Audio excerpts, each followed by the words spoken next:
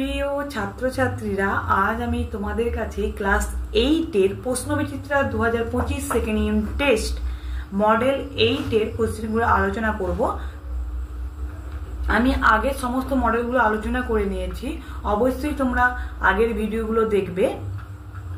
একের দাগে আছে দাদন বলতে বোঝায় এ অগ্রিমত্ব, বি আবহাওয়া, সি বেগাশ্রম। উত্তর হবে এ অগ্রিমত্ব। 2 চিরস্থায়ী বন্দোবস্ত চালু করেন A Hastings, B Cornwallis, C Dalhousie. উত্তর হবে বি কর্নওয়ালিস।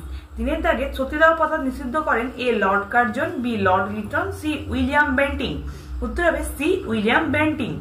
4 দাগে আর্য সমাজের প্রতিষ্ঠাতা ছিলেন এ কেশবচন্দ্র সেন, বি দয়ানন্দ সরস্বতী, সি আত্মরাং পাণ্ডুরাং। উত্তর হবে বি দয়ানন্দ সরস্বতী। 5 দাগে জাতীয় কংগ্রেসের প্রথম সভা বসেছিল এ বোম্বাইতে, বি গোয়ায়, সি মাদ্রাজে। উত্তর হবে এ বোম্বাইতে। 6 দাগে মহারাষ্ট্রের শিবাজী উৎসব প্রচলিত হয় এ দাদাভাই নৌরোজি, বি বাল গঙ্গাধর তিলক, সি লালা লাজপত রায়ের নেতৃত্বে। উত্তর হবে বি বাল গঙ্গাধর তিলক। ভারতে প্রথম সুতির কাপড় তৈরি কারখানা চালু হয় এ বোম্বাইতে, বি কলকাতায়, সি পুনায়। উত্তর হবে এ বোম্বাইতে। আনন্দ মঠের রচয়িতা এ রবীন্দ্রনাথ ঠাকুর, বি স্বামী বিবেকানন্দ, সি বঙ্কিমচন্দ্র চট্টোপাধ্যায়। উত্তর হবে সি বঙ্কিমচন্দ্র চট্টোপাধ্যায়। 9 দাগের এনফিল্ড হলো এক ধরনের বন্দুক, বি রাইফেল, সি পিস্তল। উত্তর হবে বি রাইফেল। 10 দাগের বুড়ি বালামের যুদ্ধের নায়ক ছিলেন এ বাঘাযতীন, বি ক্ষুদিরাম বসু, সি সূর্য সেন। উত্তর হবে সি সূর্য সেন। 2 দাগের ক স্তম্ভের সঙ্গে খ স্তম্ভ মিলিয়ে লেখো। সাঁওতাল বিদ্রোহ 1855 খ্রিস্টাব্দে হবে। 2 দাগের রেলপথ নির্মাণ প্রকল্প শুরু হবে 2 দাগের 1853 খ্রিস্টাব্দে। 3 দাগে সুরাট অধিবেশন হয় সতীদাহ বিরোধী আন্দোলন। 4 দাগে রাজা রামমোহন রায় হবে ভুল হয়ে গেছে, সুরাট অধিবেশন হবে 1907 খ্রিস্টাব্দে। রাজা রামমোহন রায়ের সঙ্গে হবে সতীদাহ বিরোধী আন্দোলন। আর 5 দীনবন্ধু মিত্রের সাথে হবে নীলদর্পণ। ঠিক আছে। 3 দাগের বেমানান শব্দটি খুঁজে বের করে লিখো। 1 আছে রামমোহন রায়, দেবেন্দ্রনাথ ঠাকুর, কেশবচন্দ্র সেন, দয়ানন্দ সরস্বতী। এর উত্তর হবে দয়ানন্দ সরস্বতী। 2 আছে বাহাদুর শাহ, জাফর, নানা সাহেব, তিতুমির, মঙ্গল পান্ডে। উত্তর হবে তিতুমির। 3 আছে হিন্দু মেলা, ভারত সভা, জাতীয় কংগ্রেস, ইন্ডিয়ান লীগ। উত্তর হবে ইন্ডিয়ান লীগ। 4 দাগের নিচের বিবৃতিটি ঠিক না ভুল নির্ণয় করো। 1 আছে ক্ষুদিরাম বসু ও প্রফুল্ল চাকি কিংসফোর্ডকে মারতে গিয়েছিলেন, ঠিক। 2 আছে ভাইসরহ কথার অর্থ হলো রাজপ্রতিনিধি, এটা হবে ঠিক। 5 দাগের 1 আছে রায়ত কথার অর্থ কি, হবে কৃষক। 2 আছে দাক্ষিণাত্য হাঙ্গামা কবে কোথায় হয়েছিল। উত্তর হবে 1875 খ্রিস্টাব্দে পুনা আহমেদনগর। 3 দাগে আলিগড় আন্দোলনের জনক কে ছিলেন। উত্তর হবে স্যার সৈয়দ আহমেদ খান। 4 দাগের বাঁশের কেল্লা কে নির্মাণ করেছিলেন। উত্তর হবে তিতুমির। 5 দাগের অনুশীলন সমিতি কে প্রতিষ্ঠা করেছিলেন। উত্তর হবে সতীশ চন্দ্র বসু। 6 দাগের রাখি বন্ধন কবে পালিত হয়েছিল। উত্তর হবে 1905। 7 দাগের জাতীয় কংগ্রেসের প্রতিষ্ঠাতা কে। উত্তর হবে অ্যালান অক্টোভিয়ান হিউম। ঠিক আছে, আমরা 6 দাগে এবার চলে আসবো। 6 দাগের 1 আছে দেখো সূর্যাস্ত আইন কি, যেটা আমি তোমাদেরকে দেখিয়ে দেব। রায়মার্টিনের ইতিহাস সহায়িকার 119 নম্বর পেজের 14 দাগের সূর্যাস্ত আইন কাকে বলে, এটা আমি আগেও বলেছিলাম। এখান থেকে এতটা পর্যন্ত মুখস্থ করে নেবে।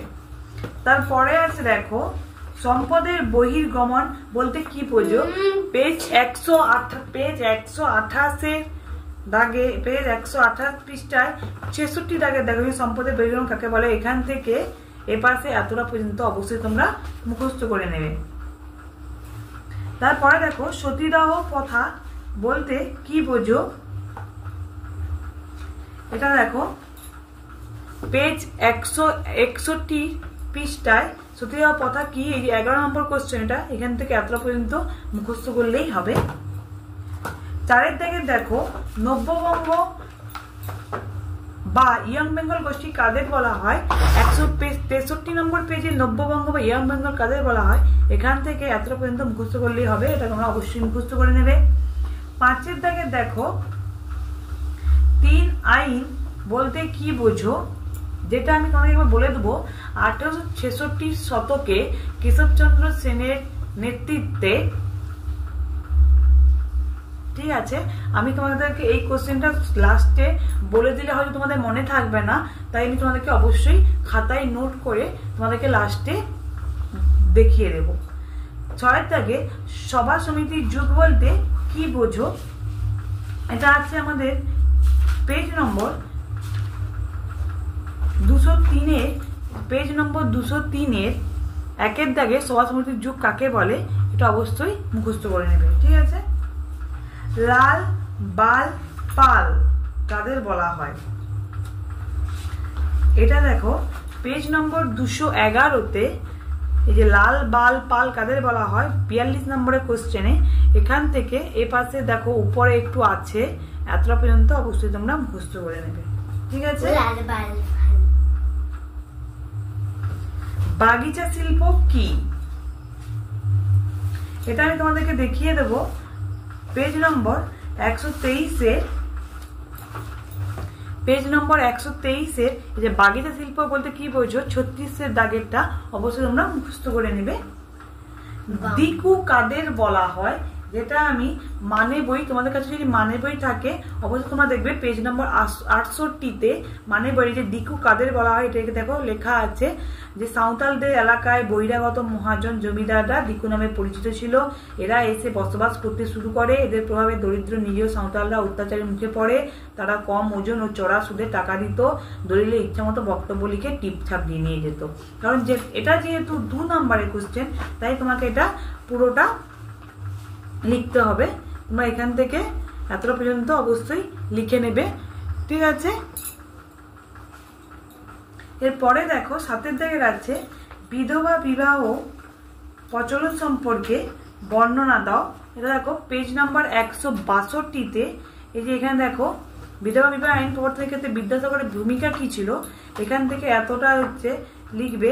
আর তার সঙ্গে এই যে নারী শিক্ষার এই যে কে কবে বিবাহ আইন পাস করে এই কোশ্চেনটা তার সঙ্গে অ্যাড করবে। প্রথমে এইখান থেকে এই 17 দাগের কোশ্চেন এখান থেকে এতটা পর্যন্ত লিখবে, তারপরে এটা অ্যাড করবে, ঠিক আছে। এই দুটো কোশ্চেন 17 আর 18 এই দুটো কোশ্চেন একসঙ্গে লিখতে হবে। তারপরে দেখো নরমপন্থী ও চরমপন্থী দলের বিরোধের কারণ কি, যেটা আমি তোমাদেরকে বলে দেব। 193 পেজে আছে, দেখো পেজ নম্বর 193 এই যে নরমপন্থী ও চরমপন্থী, এই যে নরম এই 13 দাগের কোশ্চেনের এইটা হচ্ছে এই পয়েন্টগুলো হচ্ছে লিখতে হবে। এই যে নরমপন্থীর দাবি দেওয়া, ঠিক আছে, নরমপন্থী সীমাবদ্ধতা এটা লিখতে হবে। আর এই পাশে দেখো এই যে চরমপন্থী রাজ্যের উত্থানের মূল কারণগুলি, এখানের এই 4টা পয়েন্টের মধ্যে যে কোনো 3টা পয়েন্ট লিখলেই হবে, ঠিক আছে। তোমরা অবশ্যই মুখস্থ করবে। এই দুটো কোশ্চেনকে মানে এর কিছুটা তার কিছুটা করে লিখতে হবে। এখানে এই যে নরমপন্থী আছে, নরমপন্থী কিছুটা আছে, এই যে 13 দাগের কোশ্চেন এখানে এটা লিখবে। আর এই পাশে যে চরমপন্থীর কিছুটা আছে এই 17 দাগের কোশ্চেনে এটা হচ্ছে মুখস্থ করে নেবে, ঠিক আছে। তারপরে দেখো 8 দাগের আছে চিরস্থায়ী বন্দোবস্তের সুফল ও কুফল, যেটা আমি দেখিয়ে দেবো পেজ নাম্বার 102-এ। এই যে চিরস্থায়ী বন্দোবস্তের সুফল 4 দাগে চিরস্থায়ী বন্দোবস্তের সুফল, এই যে 3টে পয়েন্ট আছে। এখানে চিরস্থায়ী বন্দোবস্তের ক্ষতি মানে কুফল, এখানে 3-4টে পয়েন্ট আছে। অবশ্যই তোমরা এতটা মুখস্থ করে নেবে বাড়িতে। 1857 সালে মহাবিদ্রোহের কারণগুলি আলোচনা করো, যেটা আমি তোমাদেরকে ঠিক আগেও বলেছিলাম যে মহাবিদ্রোহের কারণ কিন্তু অনেকগুলোই আছে, আমরা দেখতে পাচ্ছি। যেমন রাজনৈতিক কারণ আছে, এই যে পেজ নাম্বার 155-তে 155 দেখতেই পাচ্ছ। এই যে রাজনৈতিক কারণ আছে, সামাজিক কারণ আছে, তারপর দেখো এখানে হচ্ছে অর্থনৈতিক কারণ আছে, সামরিক কারণ আছে, প্রত্যক্ষ কারণ আছে। তার মানে কি, এই ধরো রাজনৈতিক কারণগুলি যখন লিখবে মহাবিদ্রোহে তখন কি এই রাজনৈতিক কারণ বলে পয়েন্ট করবে। তারপর এখান থেকে হয়তো দুটো 1 নম্বর এখানে দেখো হয়তো 1 দাগের আর 2 দাগের পয়েন্ট লিখলে, আবার হয়তো সামাজিক কারণ বলে পয়েন্ট করবে, দিয়ে আবার হচ্ছে 1 দাগে 2 দাগে দুটো করে প্রত্যেকটাই এরকম রাজনৈতিক কারণে 2টো পয়েন্ট, সামাজিক কারণে 2টো পয়েন্ট, আবার হচ্ছে অর্থনৈতিক কারণে এখন 2টো পয়েন্ট, সামরিক কারণে এরকম 2টো পয়েন্ট, আর প্রত্যেক কারণে এরকম 2টো পয়েন্ট লিখে দিলেই হবে, বুঝতে পারছেন? কিন্তু প্রত্যেকটা লিখার আগে এরকম যখন অর্থনৈতিকের কারণ লিখবে, যখন রাজনৈতিক কারণ লিখবে, তাহলে উপরে আগে হেডিং করে দেবে যে রাজনৈতিক কারণ, এরকম হেডিং করে দেবে যে মহাবিদ্যালয়ের রাজনৈতিক কারণ, তারপরে 1 দাগে পয়েন্ট দিয়ে লিখতে আরম্ভ করবে আর 2 দাগে আবার ঠিক সেরকম 2টো পয়েন্ট লিখা হয়ে গেলে আবার সামাজিক কারণ এরকম হেডিং করে দেবে, তারপরে আবার 2টো পয়েন্ট লিখবে, ঠিক আছে?